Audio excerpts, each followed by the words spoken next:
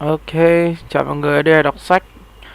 Hôm nay mùng 3 tháng 4, bắt đầu đọc tiếp Ready Player One nha.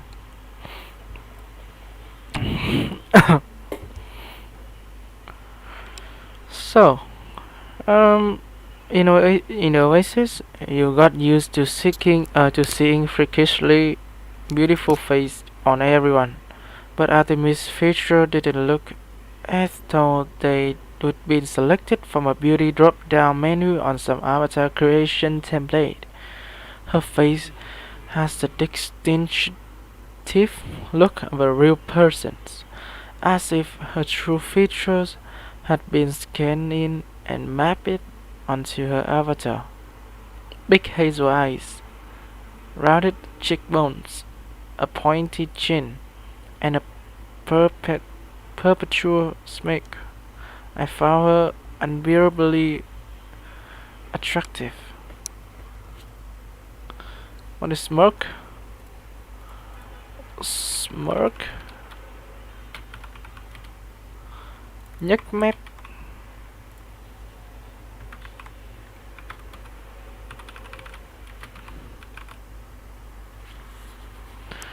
A perpetual smirk. I found her unbearably attractive. Unbear. Tôi thấy cô ấy cuốn hút không chịu nổi.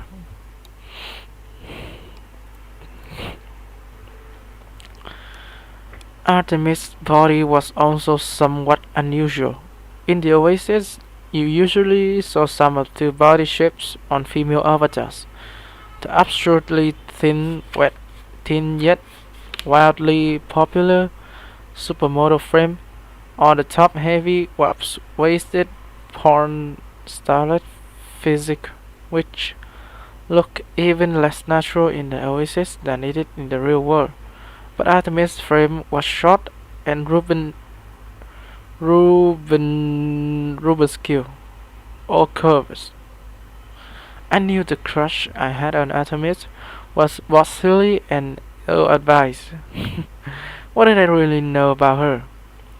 She'd never reveal her true identity, of course, or her age or location in the real world. There was no telling what she really looked like. She could be 15 or 50. A lot of gunters even questioned whether she was really female, but I wasn't. But I wasn't one of them.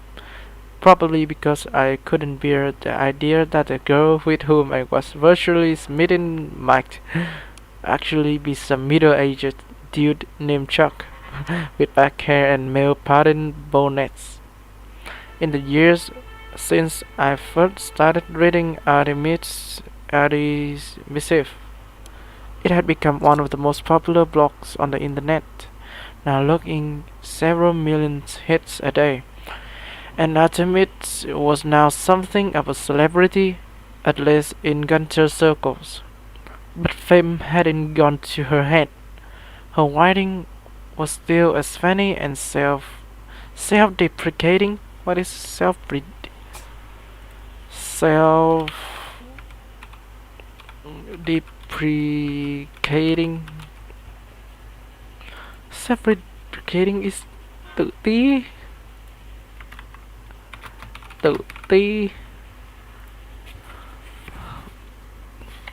Self-deprecating. Funny and self-deprecating as ever. Her newest blog post was titled The John Hardcore Blues, and it was an in-depth treatise on her 6 favorite John Hughes teen movies, which she divided into 2 separate trilogies: the Dorky Girls Fantasies Trilogy, 16 Candles, Pretty in Pink, and Some Kind of Wonderful, and the Dorky Boy Fantasies Trilogy, The Breakfast Club, Weird Science, and Ferris Bueller Days Off. Just as I finished reading it, an instant message window popped up on my display. It was my best friend, H. Okay, if you want to split hairs, he was my only friend, not counting Mr. Gilmore. Egg, top of the morning, amigo. Hola, compadre. What are you up to? Just surfing the tough. You? Got a basement online. Come and hang out before school, fool. Sweet. I'll be there in a sec. I'll be there in a sec. I closed the IM window and checked time. I still had about half an hour until class started.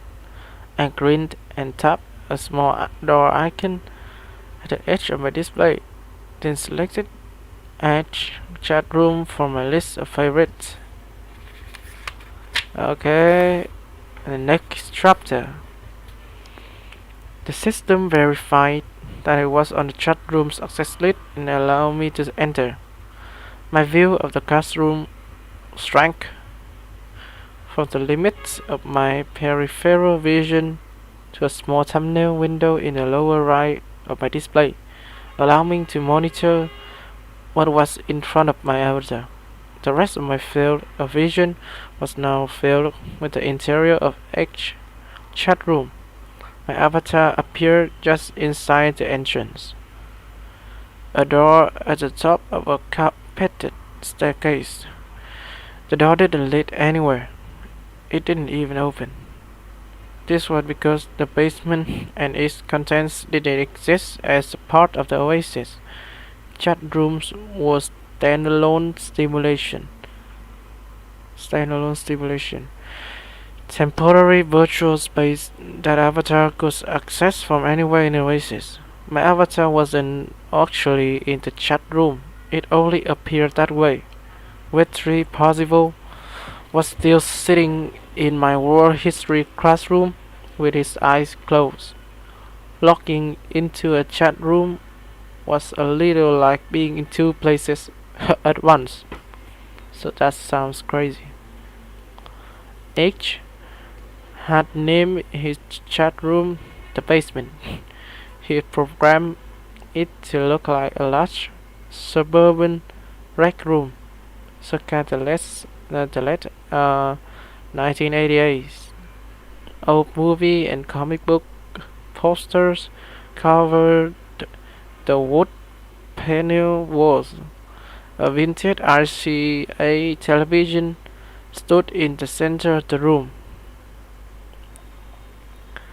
hooked up to a Betamax VCR, a Laserdisc player, and several vintage video games consoles.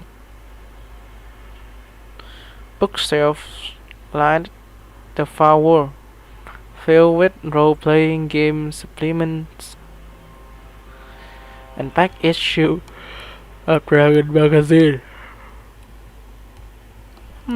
Hosting a chat room this large wasn't cheap, but I could afford it. He made quite a bit of competing in televised PvP area games after school and on weekends. Egg was one of the highest ranked combatants in Oasis in both the deathmatch and capture the flag leagues. He was even more famous than Artemis. Over the past few years, the basement had become a highly exclusive hangout for elite gunters. Ike granted access only to people he deemed worthy, so being invited to hang out in the basement was a big honor, especially for a third level nobody like me. Third level nobody. As I descended the staircase, I saw a few dozen other gunters milling around, with avatars that varied wildly in appearance. There were humans, cyborgs, demons, dark elves, Vulcans, and vampires. Most of them were gathered around a row of old arcade games against the wall. A few others stood by the. Oh my god. Oh my god. Okay, okay. Oh no no no no no no no no no. Is that okay?